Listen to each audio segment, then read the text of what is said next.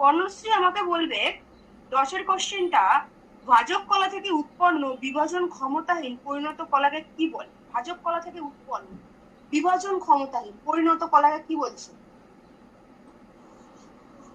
Ma'am আমি option A টা লিখেছি। কি করেছো? প্যারেনকাইমা। হ্যাঁ হ্যাঁ তাই তো? হ্যাঁ। প্যারেনকাইমা কি করেছো বলো? সুব্রজিৎ কি করেছো? ভিডিওটা স্টপ করো। বি করেছো? দেখো, ভাজক কলা থেকে উৎপন্ন বিভাজন ক্ষমতাহীন আর বিভাজন করতে পারছে না, তাহলে সেটা কি কলা হয়ে যাবে? স্থায়ী কলা।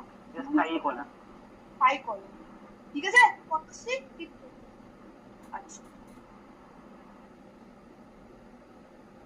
আচ্ছা, নেক্সট কোশ্চেন বলবে আমাকে, সোহানা আকৃতিতে বড় এবং প্রশান্তর রন্ধ্র বিশিষ্ট বায়ু গহ্বরযুক্ত প্যারেনকাইমাকে কি বলে? এরেনকাইমা, অপশন ডি।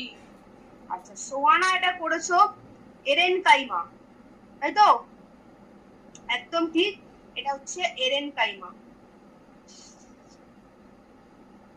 আচ্ছা, নেক্সট কোশ্চেন, যেসব প্যারেনকাইমা জল ও জলে দ্রবীভূত খনিজ লবণ সংবহনে অংশগ্রহণ করে তাদের কি বলে? 12টা আমাকে বলবে হচ্ছে অভিজিৎ কর্মকার। অভিজিৎ ক্যামেরা অন করে বলো। আচ্ছা, অভিজিৎ করেছো এটা জাইলেম প্যারেনকাইমা, তাই তো?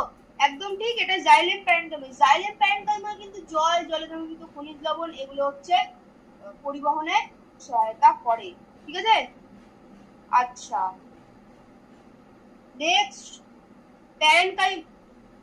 13টা প্যারেনকাইমা কলা হলো, এটা আমাকে বলবে হচ্ছে বৃষ্টি। বলো বৃষ্টি 13টা। ম্যাম 8টা করেছি।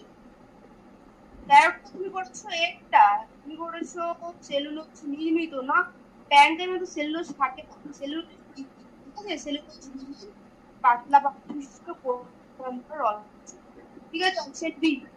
ঠিক আছে?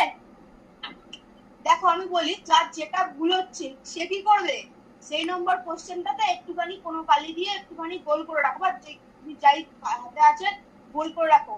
তাহলে কি হবে না, তুমি পড়া হয়ে যাওয়ার পরে তুমি একটু ওইটা, তুমি তো নোট ডাউন করেছো, একটু দেখে নেবে।